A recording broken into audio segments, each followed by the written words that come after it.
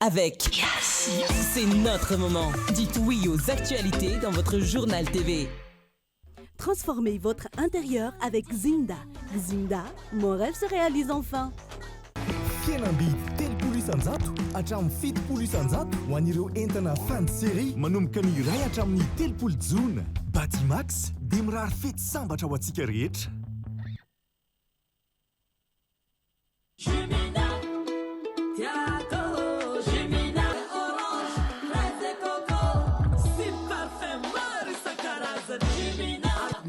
Mety aminà.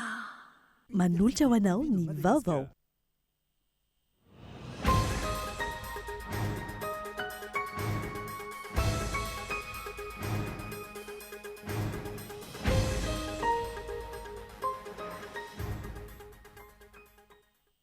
Fanambina petraka ny fitondrana fanavaozana ny anatsara ny famatsiana rano manerana ny nosy ka isan'ny faritra ny sitraka ny tetikasa ao amin'izany ny faritra Androy izay efa ela ny jaliana rano. Napetraka ny tetikasa fandatsahana fantsona mirefy 20 kilometatra hitondrana rano fisotro madio any Andranogoa distriktany Amboasary Atsimo. Ilaina ny fametrahana ny faritra mahazaka tena isian'ny fampandrosoana eto amin'ny firenena fa tsy natao ampisarabazana ny samy malagasy. Mila avaozana manontolo ny tokotanim-pifidianana, tsy hiverenan'ny krizy sy ny sarotsarom-pifidianana intsony. Ny voty ireo nandritra ny fikaonan-doparitra ny antoko malagasy miaramiainga tany Diana Androany. Niakatra 17 isanjato ny teti-bola ny anteny mera-pirenena voarakitra ao anatin'ny teti-bolam-panjakana sy Pantsina 420. Tsy vonona iady ho an'ny tombontsoany ny vahoaka fa la ny andro mifanenjika sy mifanala baraka ny solombavambahoaka eto Madagasikara. Hoy ny fanehoan-kevitry ny mpamakafaka politika manoloana ifampakarana ny teti-bolan'ny anteny mera-pirenena io. Zazalahy mihoatra ny 70 no nitsitraka ny hetsika didiboditra faobe maimaimpona no karakarain'ny fikambanana VMMM na ny vehivavy malagasy miaramiainga niarahany ny asa tamin'ny Association des Femmes Solidaires Antananarivo Madagasikara na ny AFST tetsy amin'ny 67 hektara atsimo Androany. Hetsika fanao ny fikambanana VMMM sy ny antoko malagasy miaramiainga isan-taona ho fanamaivanana ny fahasairanany mponina.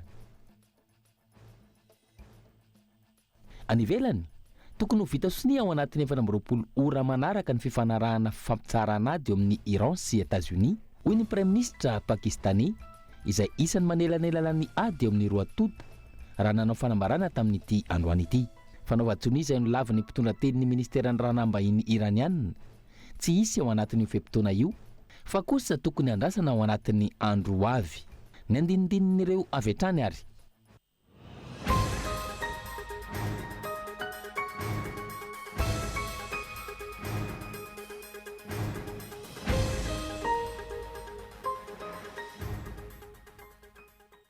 Manatitra ny araba toko lahy sy toko vavy tonga soa indray atao anatin'ny fampahalalam-baovao ny fahita lavitra kolo amin'ity alina ity manasanao anaraka izany hatramin'ny farany.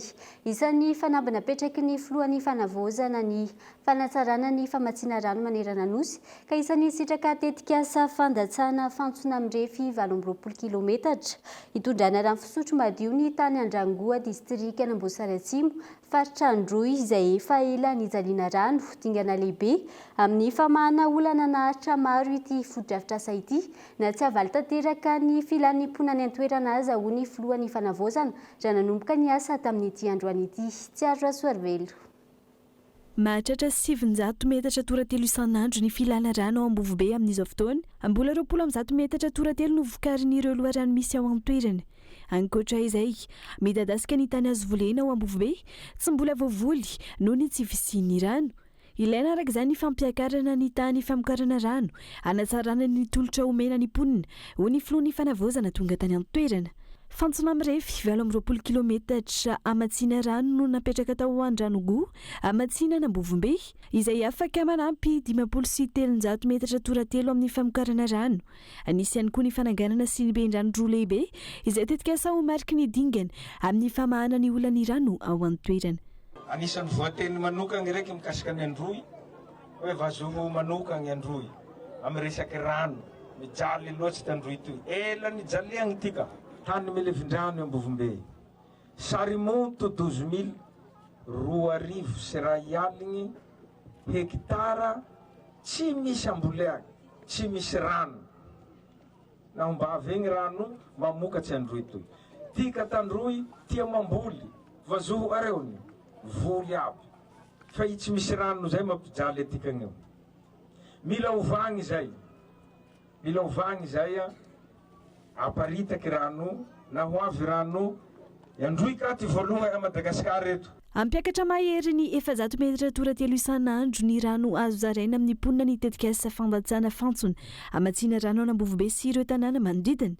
Ny Sinibe misy saroa ihany koa izay natao hanamafy ny fitahirizana sy ny fitsinjarana rano amin'ny tambazotra vaovao. Kasaina ho vita ny farany volana Jolay ny asa ary tombanana asoa olona manodidina ny 530 amin'ny dingaona voalohany ho ny filohan'ny fanavozana. Nambara ny ponina ankilany fa efa hita taratra ny fiainan'ny vidin-drano amin'izao fotoana. 300 ariary ny vidin'ny iray bidon raha toka 530 ariary zany teo aloha noho ny ezaka fanamafisana ny famatsin-drano ao amin'ny faritra. Fa ilaina ny ametrahana fatra mazaka tena sy ny fampandrosoana eto amin'ny firenena fa tsy natao ampisarana ny samy malagasy izany ho ny teo anivony antoko malagasy miara-miainga raha nanatanteraka fikonan-dopatra tany amin'ny fatra diana tamin'ity androany ity. Mila vozona manontolo ny tokotany-pifidianana tsy iverena ny krizy miverimberina sy saritsary-pifidianana ho ny fanazavana. Kapaeloa no mitatra ny Antsipiriany tany an-toerana. Taoriny ny tany amin'ny faritra Ambatsoa sy Betsiboka ary ny faritra Atsinanana. Ny faritra Diana indray no nanantaterahan'ny antoko malagasy miara-miainga ny fikonan-doam-paritra ka teto Ambilibe no nampiatrano izany androany. Fotoana nitondran'ireo mpandray anjara ny naharary ny faritra Diana, ny etaetany ary ny sosikeviny ho fanavozana ny firenena.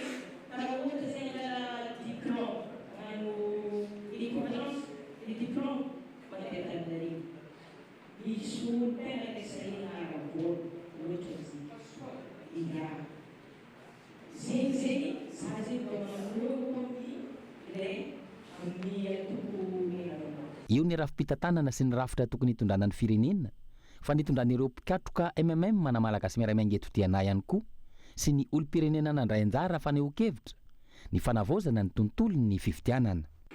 Tokony farana izay ilay candidat ilay fanana sy anatin'ny antoko politika izy satria ny antoko politika mamolavola olo hikoran'ny firenena kanefa olo lafatra tsy famolavola zegny izy nefa milatsaka hikoran'ny firenena.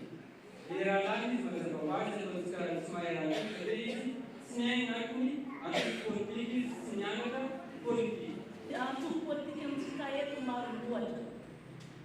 Izany hoe misy mitovitovy ide tokony hitambatra. Ary misy ny sasany efa amin'ny propaganda izay mbola hita. Izany hoe tsy misy ide nazy propaganda izay mbola misy ide. Ka raha hevitry na manokana zany aloha tamoa soit gauche, droite. Ohatra misy candidat maromaro matetiky zegny le mianatra be diplôme tsy hita. Le olo maraisaraisa bava, bebe vola, zegny matetiky lany. Raha ohatra ka misy élection à Madagascar.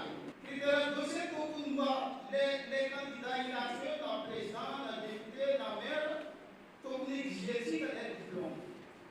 Mialatsiny hoe tsy hoe manambany le tsy nianatra na karakory, mba koa tsy tadiavy mandeha no mampianatra zany. Les antatsika zegny tokony andeha anjara amin'ny raha ampirenena. Fanavozana ny Republikan'i Madagasikara no averimberina matetika eto amin'ny tany sy ny firenena hatramin'ny volana Oktobra 2024. Tsy ho tanteraka izany raha mbola mamerina sy mikasa amerina ny tsy nety fanaony teo aloha ny fitondràna ankehitriny hoy hatrany ny fanahoan-kevitra ireo mpandray anjara.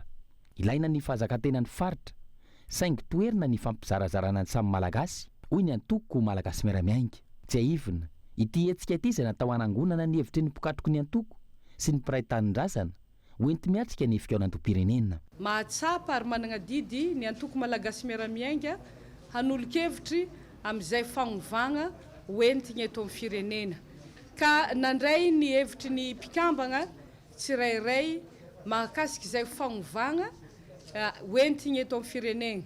Zany hoe ny fagnovàn-drafitry, ny fagnovagna ny androm-panjakagna ary ny fagnovagna entigny eo amin'ny lalam-pifidianana sy ny lalàna mifehy ny antoko politika mba tsy hiteraka olagna eto amin'ny firenena, mba hisian'ny filaminana, mba ho fifidianana mahitsy, marigny ary ekeny rehetra ny vokatra ateraky ny fifidianana.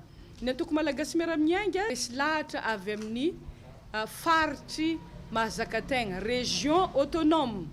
Izany hoe efa misy faritry 420 dia io faritry io zany no omeagna teti-bola, omeagna fahefagna misimisy mba tegna harikitry magnatony vahoaka ny fahefagna mba hialagna amin'ny fahasairagna ary ahafahany lehibe ny faritra izay olom-boafidy mikarakara ny fampandrosoagna agnivon'ny faritry tsy araikiraiky izay misy azy. Ankoatr'izay, maro ihany koa ireo etaeta ny vohitra teto amin'ny faritra Diana androany. Isan'izany ny fangatana fijerena manokana ny sekren, ny sirama, ny seapiarina kakao sy ny maro hafa. Amin'ny mahafiaonan'ny faritra Diana an'ity fikaonan-doha ity, tonga nandray anjara tamin'ity fotoan'andro an'ity avokoa ireo distrika misy 5 mandrafitra ny faritra, nahitana ny Antsiranana voalohany, Antsiranana faharoa, Ambanja, Nosy ary Ambilobe. Akon'ilay diabe izay natao ampafantarana sy fanentanana ireo olona manana toetena variana androany kosa indray. Takinany politika mazava avy amin'ny fanjakana ho amin'ny fandriam-pahaleman'ireo olona manana toetena variana izay mbola hitolomana hatramin'izao ny filohan'ny fikambanana Albinos Madagascar. Angatana hiakatra eto Antananarivo ihany koa ireo raharaham-pitsarana rehetra mifandraika amin'izany ho an'ireo nanao abibiana raha ny fanazavana. Tsiaro Rasoarvelo. Tranga misavalo amin'ny vakanankirin'ireo zaza manana toetena variana noho niseho tao anatin'ny enim-bolana faran'izay ka enina amin'ireo tapadoha avokoa. Raha tsy aivina nahiditra mbozavonjamaika eny amin'ny fonjany tsy afay ireo lehilahy miisa 12 raha toa nalefa eny amin'ny fonjana Antanimora ireo vehivavy miisa 2 vao ireo roa tamin'ny raharaha famonoana zaza manana toetena variana. Nisoetany toliarany 20 melasa teo rehefa niakatra fitsarana teto Antananarivo araka ny fanambarany tony mpampanolalalana eo anivon'ny ambaratonga voalohany Antananarivo omaly. Mbola anaty fanadadiana ankilon'ireo tranga hafa. Aloza mitatao azy ireo ny trangana abibiana tahaka izao ho ny filohan'ny fikambanana Albinos Madagascar. Hatreto araka izany mbola tolona ny fiarovana ny olona manana toetena variana eto Madagasikara manoloana ireo tsy fandriam-pahalemana mahazo azy ireo ka nairana ny fitondram-panjakana sy ny mpiray tanindrazana. Ekenay ary manaiky zay fa fototra nampisy ny olana dia niteo ny lafiny fitsarana ary zay no mahatonga anay miady iny ny tany atoliara efa mandady dépôt any ATFR zareo ka izahay dia mbola tsy manaiky fa mila atao tahaka an'izay ny tany amampikony ny tany amarovoay ary mila averina ireo raharaham-pitsarana rehetra izay natonga an'ireny natratrarana an'ireny olona nangalatra olona manana toetena variana izay ny mampalahelo lasa efa miverina miriri eny amin'ny fiarahamonina eny ireny olona. Diabe ho an'ny fandriam-pahalemana ho mariky ny fanentanana sy fampafantarana ireo olona manana toetena variana no nanamariana ny andro maneran-tany ho azy ireo androany. Andro manokana nanatanterana ihany koa fifanankalozan-kevitra sy varavarana misokatra hitadiavam-baolana. Vaolana maritra hiantohana ny fandriam-pahalemana ho azy ireo fa tsy hijanona amin'ny fampidirana any anaty akany manokana ho hiatran'ny filohan'ny fikambanana Albinos Madagascar. Hitady vaolana vaovao hoe inona no ataontsika. Izay no mahatonga antsika androany hoe isy ny varavarana misokatra andraisana ny hevitra ny mpiray tanindrazana hoe inona ny hevitrareo mpiray tanindrazana aminay manoloana an'izao tranga izao ho ataontsika résolution iny hoentitsika amin'ireo mpitondra ireo hoe izao ny vaolana hoentina amahana an'ity olona manana toetena variana eto Madagasikara. Situation exceptionnelle dia misy mesure exceptionnelle ekenay ny fandaminana ny fampidirana ao anaty centre fa izahay kosa re tompokoa dia olombelona mitovy amin'ny olombelona rehetra manana zo zay iaina ara-dalàna te hifanerasera mpiaramonina hifanerasera mpiarabelona mila mametraka ny fitondram-panjakana politika mazava ho amin'ny fandriampahalemana ho an'ny olona manana toetena varira ny fandriampahalemana ihany no ilainay ahafahany varira miaina ara-dalàna. Nanamafiratsevina ny tony pampanololalana eo anivon'ny ambaratonga voalohany Antananarivo Omaly fa ho mafy ny sazy miandry ireo tafiditra ao anatin'izao fakanankeriny sy famonoana zaza manana toetena varira izao. Fatra samihafa no nahitana ireo tranga fakanankeriny sy fanapahan-doha ka angatana ny fanaovana vaindon-drara ny fanadadiana ary akatra eto Antananarivo ireo raharam-pitsarana rehetra ho iatran'ny filohan'ny fikambanana Albirance Madagasikara.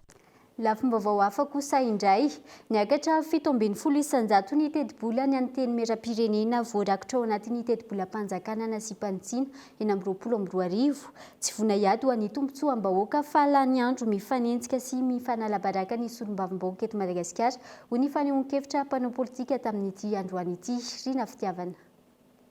Nakarina ho 7.7 miliara ariary ny teti-bola ny anteny mera-pirenena araka ny voasoratra ao amin'ny tranokala ny teti-bolam-panjakana Nasipantsina eny amin'ny 20 raha toka eny amin'ny 7 miliara ariary izany ho an'ny LFI 2026.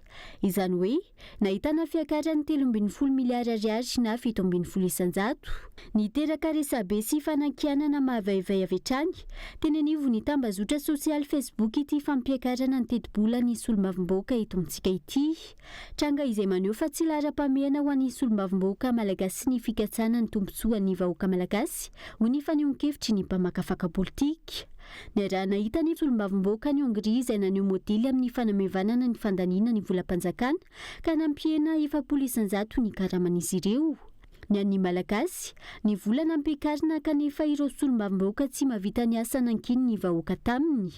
Variana sy lany fotoana amin'ny fifanenjehana ary fifanasana vangy raha ny zava-mitranga hatramin'izao fotoana. Jery fotsiny ilay lalàna mahakasika ny fiara iny tsika na ireo zavatra misy moteur rehetrarehetra dia hita fa tena tsy miasa araka ny tokony izy ny androm-panjakana, tsy manao ny asa ny araka ny tokony izy, tsy manao ady hevitra mahakasika ny fiainam-pirenena fa lany andro mifanalabaraka, mifanenjika, mifanebaka, izany no tena lasa ataon'ilay androm-panjakana fa tsy tena miady ho an'ilay vahoaka.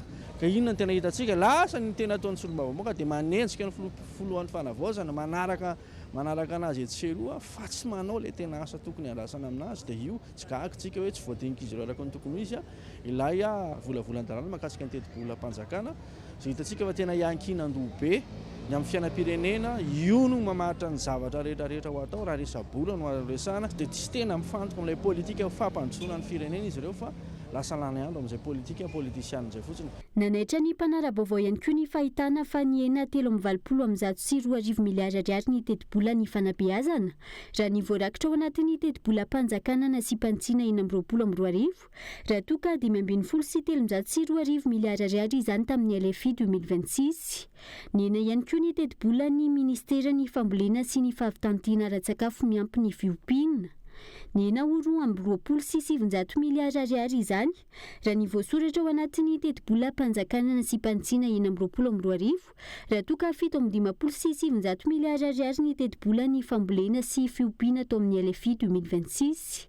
Nampiakarina kosa ny teti-bola ny fahasalamana ka lasa 7.20 sy 700 miliara ariary izany raha toka eny amin'ny 50 sy 700 miliara ariary izany teo aloha. Ny tombo ihany koa ny amin'ny ministera ny angofo sy ny akoranafo izay manodidina ny 3.7 miliara ariary raha toka 7.7 miliara ariary izany tamin'ny LFI. Tokony omena lanjatrany ny sehatra laharam-pamehana raha tiana ny ametraka fampandrosoana amin'izao fotoana ny fanavozana izao.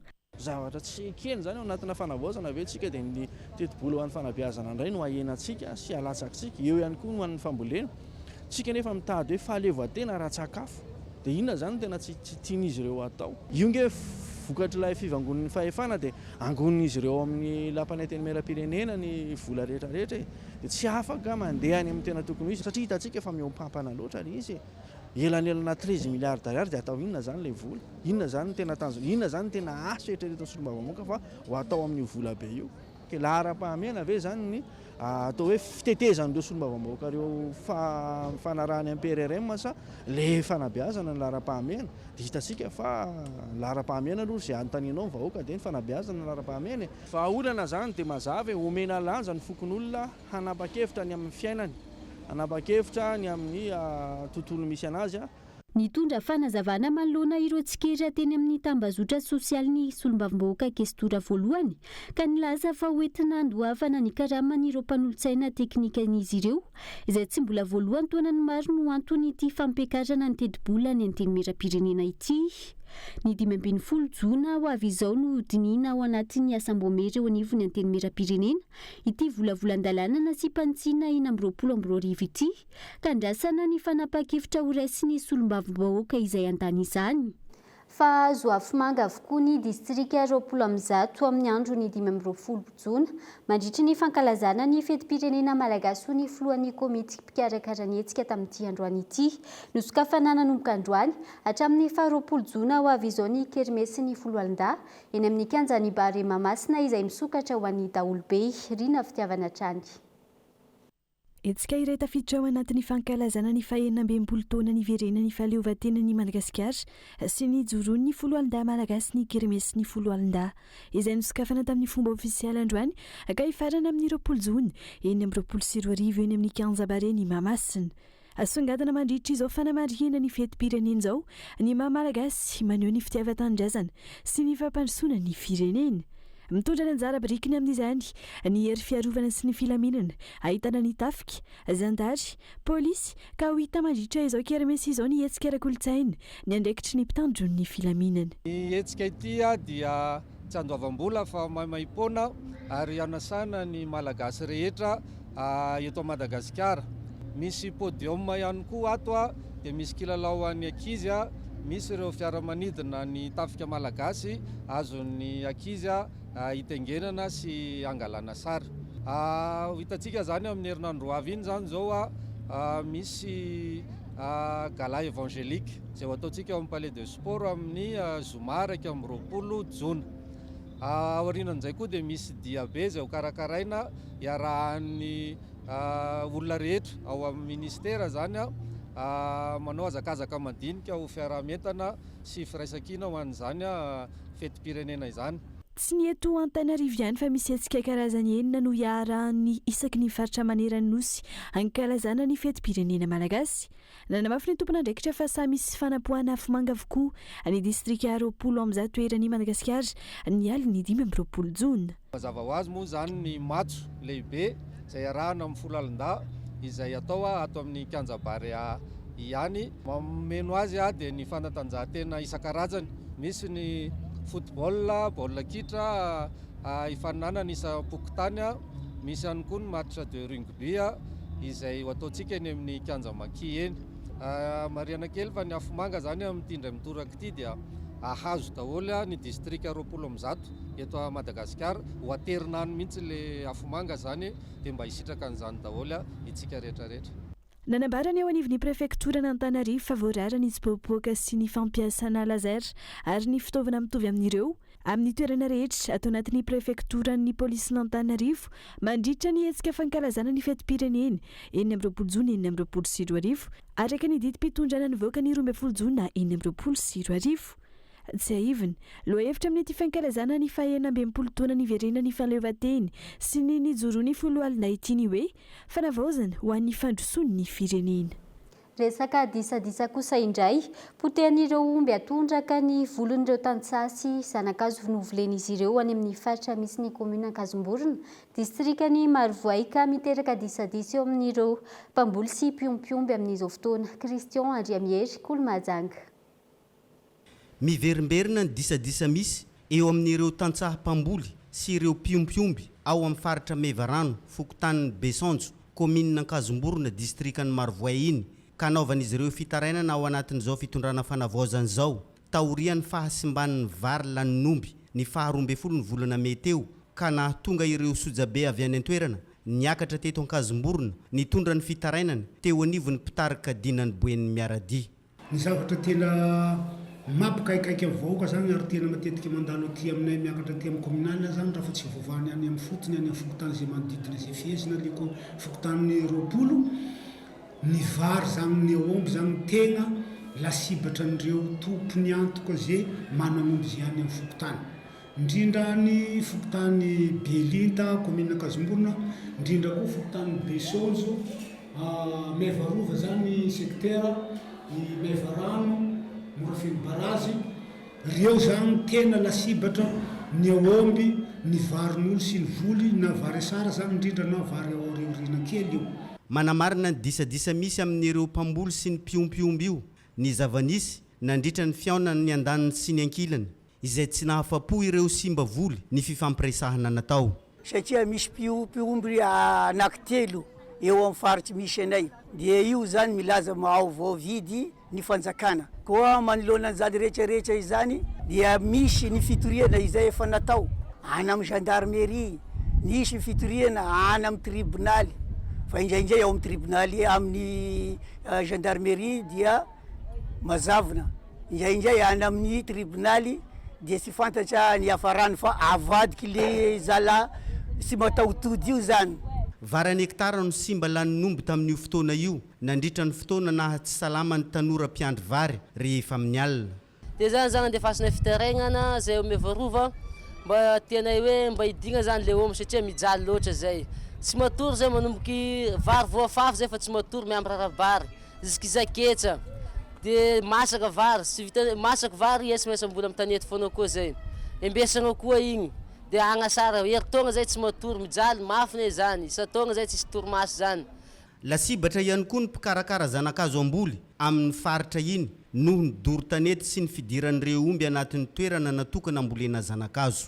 tena mijaly dia mijaly zay afitsiko ny reto mpananomby reto satria ho avindray ty ny mahitana dorondreo io zanakazo io dorondreo ny tanety dia mitatra tonga any amin'ny zanakazo dia mahay daholo ny zanakazo satria ny antony efa maina daholo ny akata zany dia dorondreo dia misy irofany ao amindreo le akata voanitsiry vaovao ka dia mijaly zay garde tompoko mitaraina any aminareo ministera ny tontolo iainana tena sahirana zay amin'ny fiambenana ny motro ato afitsika ireo mpananomby aomby mirenireny tsy ampidirina ambala fa tobaka fotsiny ao amindreo ka dia mangataka mitaraina aminareo mba vonjeo re tompoko fa sahirana mijaly zay e imbetsaka no misy fitadiavam-baolana mikasika izao olany mpamboly sy ny piompiomby any antoeran'izao hoy ireo ray aman-dreny reto saingy ireo tompon'andraikitra mandamina ny raharaha tsy mandray antsoratra ireo tsokevitra mivoaka tahaka ny fiaonana farany tamin'ny volana desambra 2024 izay nahitana solontenan'ireo manam-pahefana rehetra avy ao amin'ny distrikany Marovoay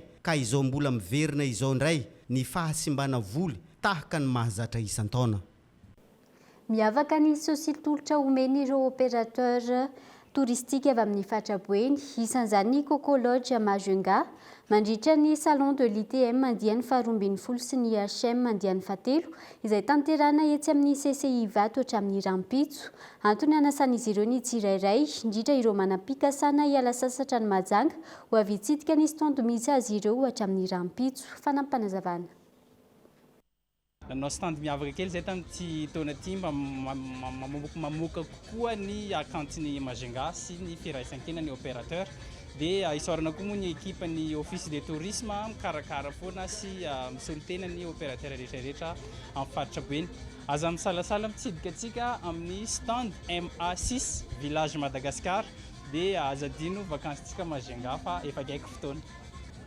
zay mampiavaka aloha moa zany ny fisiany opérateur maro samihafa na mitady hôtel anareo mitady restaurant mitady tour opérateur présent amin'ny salontsika eto daholo izy rehetrarehetra fa atsika manombana ny vakansy mialoha dia misy offre maro samihafa koa eo na dia amin'ny hôtel zany na dia amin'ny resaka site touristique sy visite misy événement maromaro koa amin'ny Majunga amity à partir ny mois de juillet fa misy événement maromaro eo ny Majunga en fête eo misy festival maro samihafa ao misy course bajaj misy podium sy animation ariam-bord isaka arivariva maro be zany événement karakara antsika ty amin'ny taona ty dia aza misalasala manantona amin'ny Majunga Mbola ambany kosa ny tany vehivavy mitarika eto amintsika hoy ny tambazotra ny vehivavy mpitarika eto Madagasikara izay ndroso tamin'ny fanamafisana ny fiaramintan'ireo mpikambana.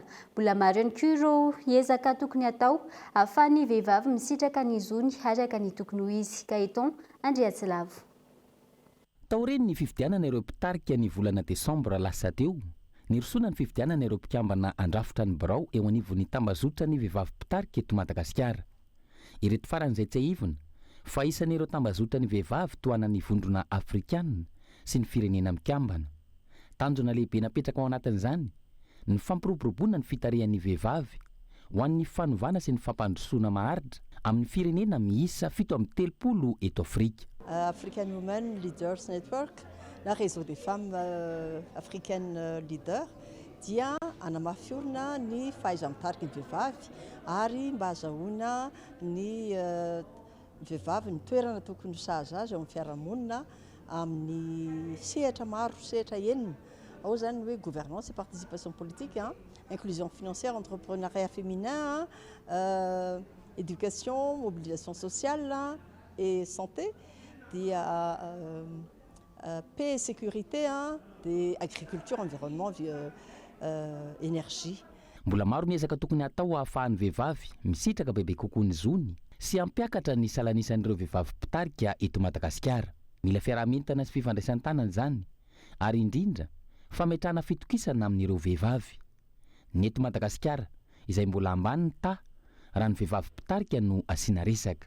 Mbola tsy mahatratra ny 300 zao ny dirigeant satria miena nisan'ny membre ny isan'ny député satria reny moa tena hoe olom-boafidy fa amin'ny lafiny rehetrarehetra mihitsy zany hoe mila hoe amafisina ny toeran'ny vehivavy eto Madagasikara sy amafisina ny fahaiza-manao sy ny fahaiza-mitarika. Kendrena araka izany ny fampiroboroboana ny fitarihan'ny vehivavy sy ny aitaky ahafahan'izy ireo mandray anjara bebe kokoa amin'ny sehatra fanapahan-kevitra sy amin'ny fananganana politika mapiaty mahasoa ny rehetra. Dia lafim-baovao ihany koa ary no entintsika misety vetivety ao anatin'ny doka fohy ndao ary.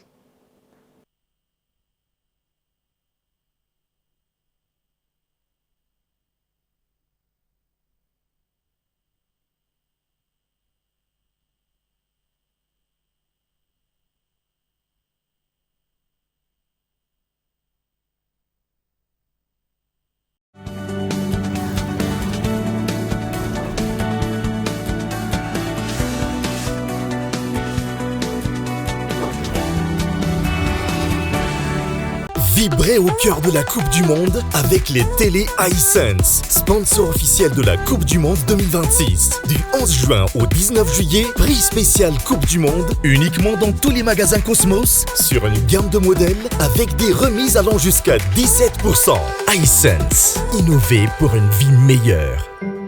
Cosmos, votre partenaire de confiance. Efa notsapainao ve ny Airm Powerplay Pro ay vaolana mibalika vavao ampilamina amin'ny fiainanao azo antoka matanjaka misy batterie 800 Wh mazaka ireo fitaovana fampiasa andavanandro jiro maro ordinateur portable TV frigo éco-énergétique perceuse rasoir électrique sy ny sisa Powerplay Pro mandeha amin'ny herin'ny masoandro afaka lohanao tsikelikely Balik mamiratra no aviko.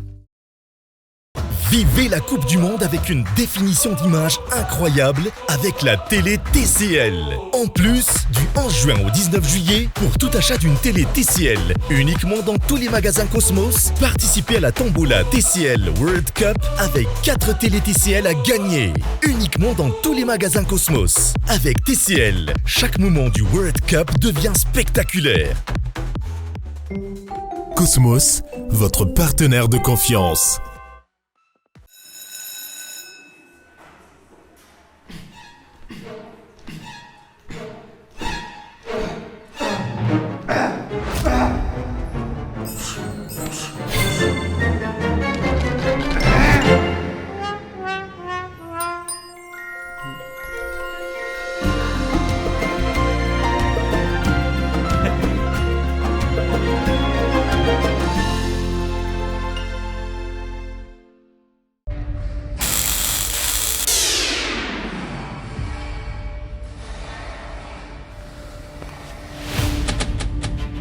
tapaka indray le jiro raha mba afaka vidiko groupe électrogène zao a nefa mbola tsy ampy volakasiko am'zao tsy olana izany pas de cash pas de souci nividiana entanan'io aloha tsikelikely hatramy 3 volana miaraka amin'ny facilité de paiement mirindra ao amin'ny Cosmos irery ihany nivahany io lany ramose miaraka amin'ny facilité de paiement mirindra ary ianao ihany koa pas de cash pas de souci miaraka amin'ny facilité de paiement mirindra eny amin'ny magasin Cosmos manerany Madagascar azadino miaraka amin'ny facilité de paiement mirindra tsy olana nisy fananam-bola eno eo mividiana entanan'io ary aloha tsikelikely mandritra ny 3 volana miaraka amin'ny mirindra tanteraka ny fikasanao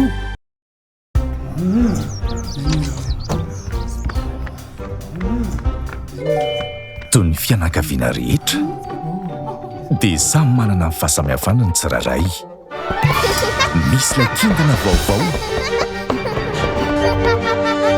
miavaka mahafatifaty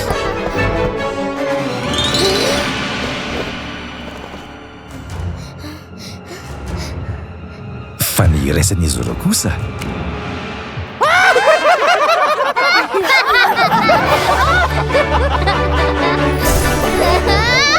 ilay ny fampizarany sy zarany amin'ny rehetra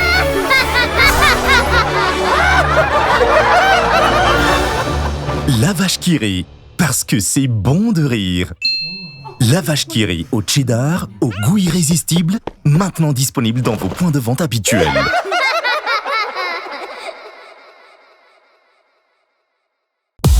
Efa notsapainao ve ny Airm Powerplay Pro ay vaolana mbalika vavao amplamina amin'ny fiainanao azo antoka matanjaka misy batterie 800 Wh mazaka ireo fitaovana fampiasa andavanandro jiro maro ordinateur portable TV frigo éco-énergétique perceuse rasoir électrique sy ny sisa Powerplay Pro mandeha amin'ny herin'ny masoandro afaka lohanao tsikelikely Malik mamiratra no aviko Malagasy mifety toaniny antsika Ataoko inakira hainao Fais très attention avec cette femme. Mon amour pour Rosalinda n'a rien d'impossible.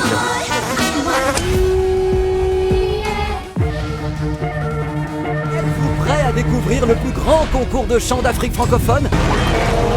Gideon Tonini va tenter de résister pour le sprint final de la saison. Atondrenge nandre abonnementanao dia mahazo chaîne rehetra mandritra ny 30 andro hatramin'ny 7 jolay lasa 10,7 ariary monja ny décodeur HD miaraka amin'ny formule Access.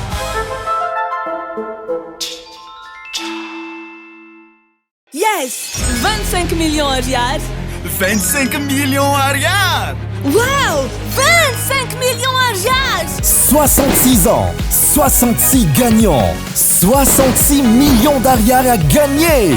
Célébrez les 66 ans d'indépendance avec Cosmos. Du 8 juin au 19 juillet, pour tout achat chez Cosmos, participez au Tombola spécial indépendance. Premier lot, un chèque de 25 millions d'ariary et 65 autres lots en bons d'achat d'une valeur totale de plus de 41 millions d'ariary. En plus, profitez des remises sur certains produits. Et c'est uniquement chez Cosmos. Et si cette fois-ci, c'est vous le gagnant? Attention, stock limité.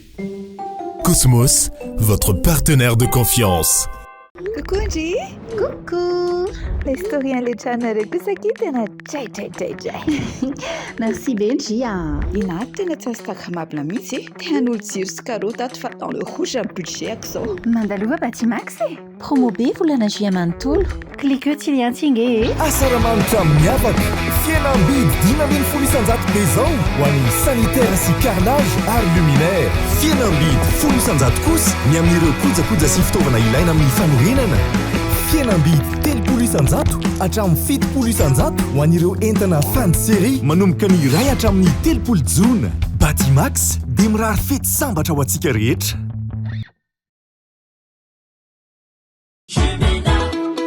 Tiako Jimina mangala etaetanaka manala etaeta itanao mpivatraretraretra meilleure qualité mitondra vitamine C Jimina ni goût tegna naturel tsy piraty fa tegna réel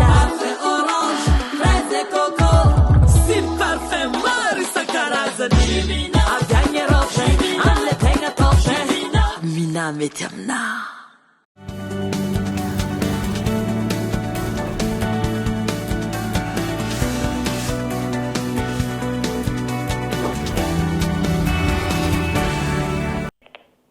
Tapany faharoa ny fampahalalam-baovao mbola manasana hatrany anaraka izany hatramin'ny farany hanoizantsika ny fampahalalam-baovao zazalahy manodidina ny 70 mahery teo androany no nisitraka hetsika didipoitra faobe izay nokarakarainy fikambanana VMMM na ny vehivavy malagasy miara-miainga niarahany asa tamin'ny association des femmes solidaires Antananarivo Madagasikara tetsy amin'ny 67 hectares atsimo boriboritany voalohany hetsika fanao ny fikambanana VMMM isan-taona sy ny antoko malagasy miara-miainga ho fanamaivana ny fahasahiranan'ireo mponina harawary. Ho fanamaivana ny fahasahiranan'ireo ray aman-dreny nanatanteraka hetsika didipoitra faobe tetsy amin'ny fitoeran'ny fikambanana Noroul Barakat fokontany 67 hectares atsimo boriboritany voalohany androany teo anivon'ny fikambanana vehivavy malagasy miara-miainga. Zaza mandidina ny 70 teo androany no nisitraka izany teny an-toerana hetsika izay niarahany fikambanana vehivavy malagasy miara-miainga niaraka tamin'ny fikambanana femme solidaire Antananarivo Madagasikara. Ny vehivavy malagasy miara-miainga sy ny tanora malagasy miara-miainga dia efa mpanao ny asa sosialy mahakasika ny didipoitra faobe dia natao zany izao hetsika izao teto amin'ny boriboritany voalohany izay fiarah-miasa niarahana tamin'ny fikambanana vehivavy silamo. Mitandrina zany dia fanamaivana ny fahasahiranan'ireo ray aman-dreny satria lafo ny sarany amin'ny fanaovana didipoitra toy izao. Adidy lehibe ho an'ny ray aman-dreny tsy maintsy atao ny famorana zanakalahy tahaka izao ireo ray aman-dreny tonga nanararaotra ny fisian'ny hetsika. Zava-dehibe ny fisian'ny hetsika tahaka izao ireto farany noho izy manala fahasahiranana indrindra manoloana ny fahalafosany saram-panaovana didipoitra ankehitriny. Ny antony andrasana ity zany dia hoe mba afaka ny fahasahiranana no le vola tsy dia ampiny ao am-pelantanana. Lafolafo koa raha makany amin'ny dokotera zany zao efa nanontanitany zay dia any amin'ny 4 alina alina zany vao mafita. Dia misaotra betsaka nareo MMM re tompoko. Enikaja imboninahitra izay aty majinika asotra indrindra.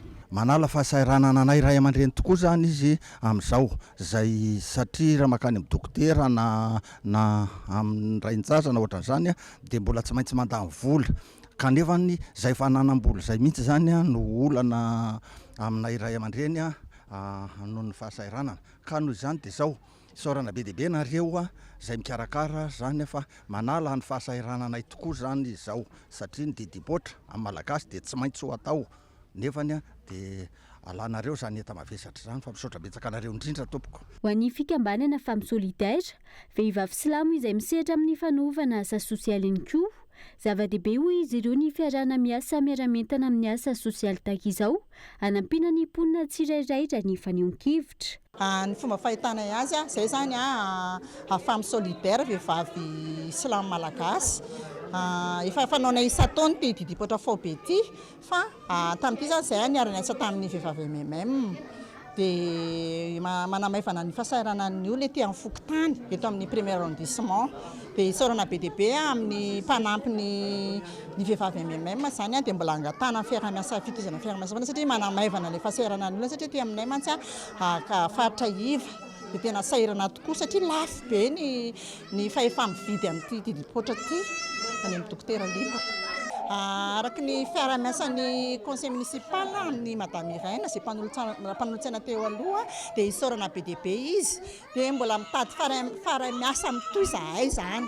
Ankoatra ity hetsika didipoitra faobe no karakarainy fikambanana VMMM teny 67 hectares ity nanatanteraka hetsika didipoitra faobe tany amin'ny commune ambanivohitra Viliazo ihany koa androany ny teo anivony antoko MMM na ny antoko malagasy miara-miainga. Hetsika fanaon'izy ireo isan-taona ary mbola hitohy amin'ny komuna sy faritra hafa. Tontolon'ny zavakanto kosa indray ilaina ny mamolavola mpanakanto vaovao amin'izao fotoana mampiroborobo ny fahalalana voatr'olombelona na ny intelligence artificielle izao ny mpanakanto izay nanovana fanadihadiana isan'ny lalana fanamiroso amin'izany ny fikarakarana ireo fifananan-kira maro samihafa raha ny fanazavana Kaiton Andriatsilavo. Samy manana ny feony avokoa ny olona tsirairay avy saingy azo lazaina fa mahay mihira ny olona iray raha toa ka mahafehy ny firana ka ny feony no avoakany tsy mamalana izy ary marina tsara ny fomba fihiraniny izany hoe manaraka ireo fepetra takin'izany antsoina hoe mpihira ny mpihira izay misy vao manomboka ary misy ireo efa manana ny maha izy azy ka ireo karazana faninanana samihafa no ahafahana manavaka azy ireo sy hamantarana ny teknika ananany teknika zany io samy manana ny azy misy ny karazany a fiofanana no zahoanao an'ilay teknika amin'ny ankapobeny tsy maintsy miofana ianao zay vao fa misy indray manana talenta voajanahary indray anefany tsy voafaritra iny amina resaka teknika ohatra hoe eto amintsika zao manana an'ireny le any ambanivohitra an'ireny mana-talenta sisy tsy nandalo fiofanana manana ny azy voajanahary fa misy indray nefa ny teknika indray dia tsy maintsy fiofanana ihany no azahoana azy rehefa manana mpampiofana tsara ianao zany mahay mametraka ny zavatra rehetra ilaina amin'ny fahaizana mira zay no atao hoe teknika fehezin'ilay mpihira rehefa avy eo ahafahana manavaka sy mamantatra ireo mahay mihira ny rosoana ny fanely voice 420 fifaninanana mihira azona loka goavana sy amoahana mpanakanto vaovao any aorina olona misy 100 avy amin'ny lafy 8 nosy no nandray anjara teto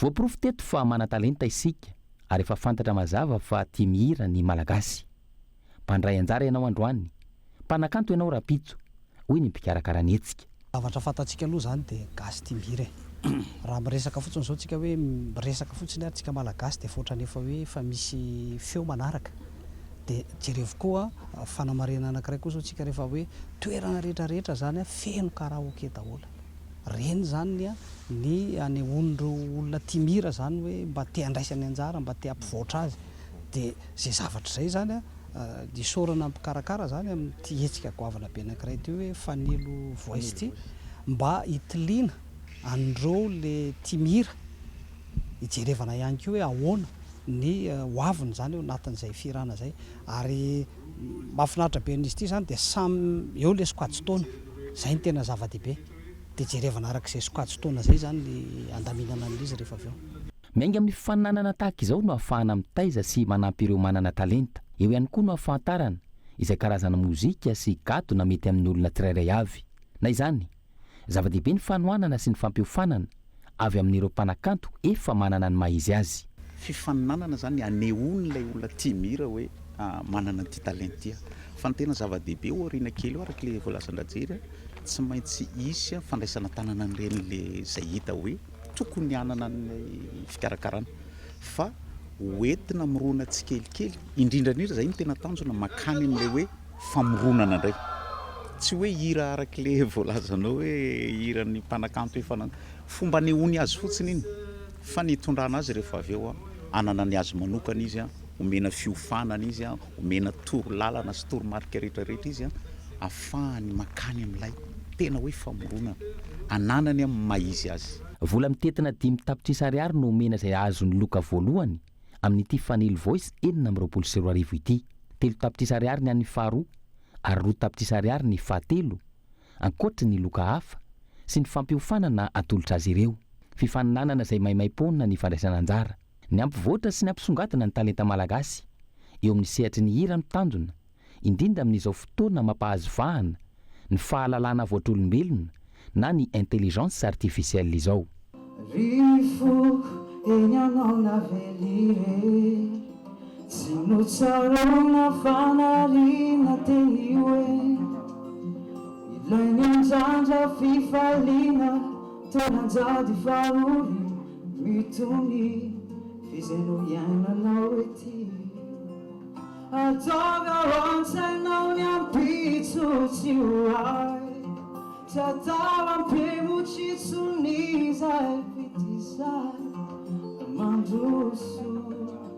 katsoniso fa mankasitraka ny filohan'ny fanavozana ireo tantsaha mpamokatra orge noho ny fandraisana fanapa-kevitra mamaly ny fangatan'izy ireo ny ambidinana ny hetra alaina amin'ny labiera famokarana labiera izay ampitombo ny filan'ny orinasa mpamokatra ary koa ampiroborobo sy ampivoatra ny farim-piainany ireo mponina ary ahoana makasika izay.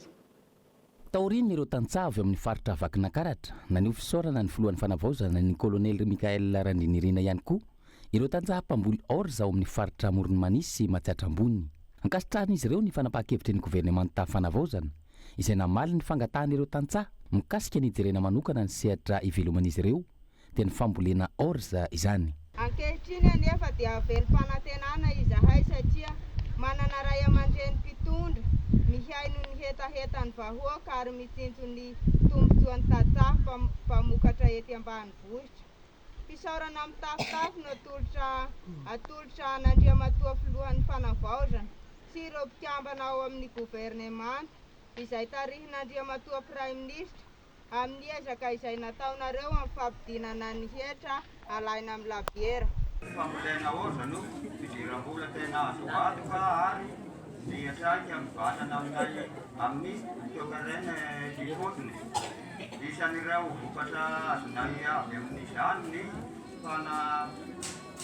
fahafahanay manasara ny toeram-pinenana, ny fidinana, ny fividianana biby toy ny omby, ny fanomanana ny fambolem-bary sy ny sisa maro hafa. Ny orinasa manontolo ihany koa dia manao asa sosialy maro ety fotony toy ny fanavarana barazy, fanomaizana tafo sy dabilio amin'ny sekoly ary fitaovam-pianarana ho an'ny mpianatra. Ao anatin'ity rojo-piariana ity misy fiantraikany mivantana amin'ny fiveloman'izy ireo ny fampidinana ny hetra alaina amin'ny famokarana labiera izay ampitombo ny filan'ny orinasa mpamokatra ka ampiroborobo ny fambolena ataon'izy ireo. Ny fambolena orge mantsy dia fidiram-bolanay mivaingana koa ao anatin'ity distrika manirina ity izay entina ampianarana ny zaza hifidianana fiompiana ary anefana ny didy rehetra. Koa manantena etoana ny solombavam-bahoaka mba hiray feo aminay tantsaha sy ny orinasa malagasy tara mba handray izany fanahenana ny tatao-ketra izany mba hahafahanay misitraka hatrany ireo tombotsoa voatanisa eo ambony ireo. Manao antso sy manentana anareo depite ihany koa izahay ary mba hiray feo aminay tantsaha ka hanohana ny ezaka izay efa natomboky ny gouvernemanta amin'ny fampidinana io hetra alaina amin'ny labiera io. Araka izany, velom-panantenana ireo tantsaha taorian'ny fanambarana nataon'ny kolonely Mikael Randrinirina fa efa misy ny ezaka natao ary miantso ny solombavambahoaka anohana izany fanapahan-kevitra izany ao anatin'izao fandiniana ny volavolan-dalàna mifehy ny teti-bolam-panjakanana sy mpanitsiny izao.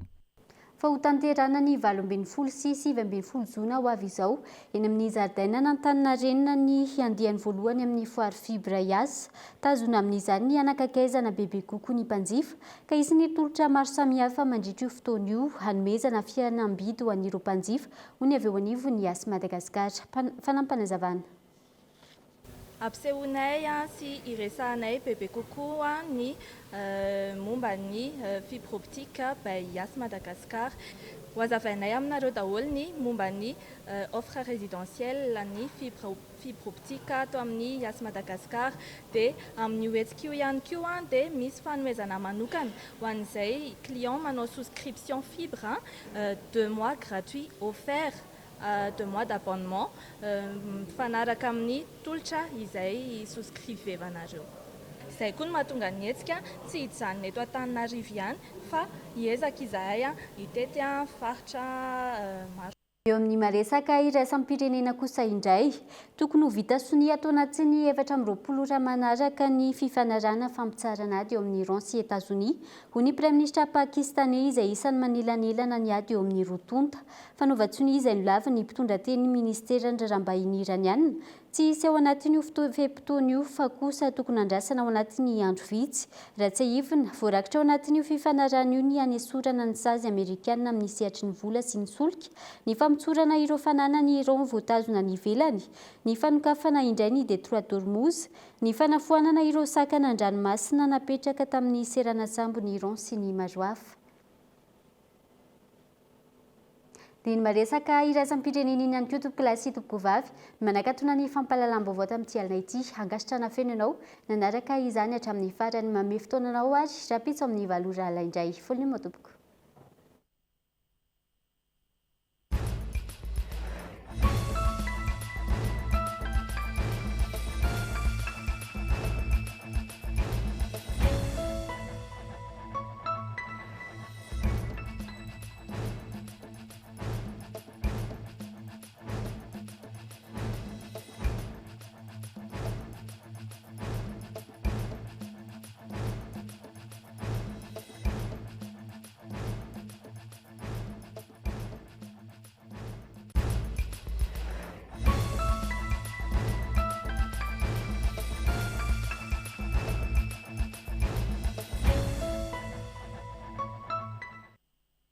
Transformez votre intérieur avec Zinda.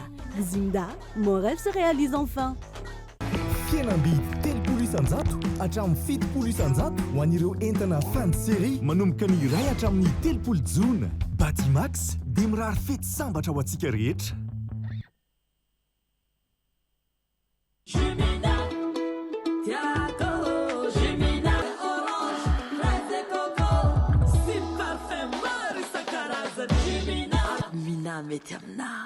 Nanolotra ho anao teo ny vaovao. Avec c'est notre moment. Dites oui aux actualités dans votre journal TV.